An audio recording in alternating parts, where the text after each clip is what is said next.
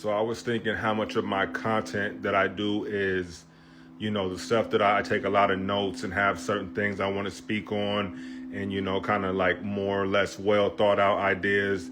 Then I have like my ideas that just come and I just kind of wing it. It's coming straight from the heart, straight from the mind or whatever. And then I have certain days where I just don't feel like doing anything, but I'll force myself to do it.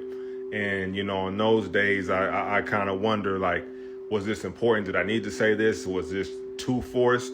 And I kind of came to the conclusion that majority of everything I talk about on here is coming from a real place and has real purpose, even if it's a day I had to force myself, because there's a lot of stuff in here that, you forget, or certain things you want to speak on, and then you end up talking about something else, or, something will come and remind you. And then like when you're sitting there trying to think of content, these ideas that were organically there, get brought to the front.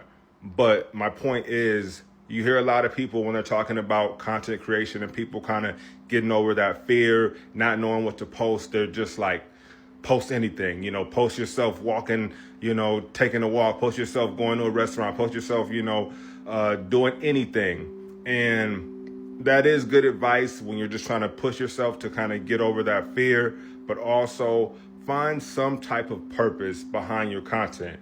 It don't got to be nothing serious and deep. Your purpose could just be being funny, making people laugh, but connect to that purpose, that reason, and I guarantee you always will find something, some angle, something new, a new way to present something, say something. There's the statistic of, I don't know the exact number, but we go through so many thoughts in a day.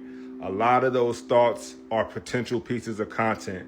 So if you have that connected with like a real purpose, like whatever, doesn't have to be spiritual, doesn't have to be business, doesn't have to be fitness. It could be, you could just be on here, making people laugh. But find that purpose, your reason, and the content, the ideas are endless.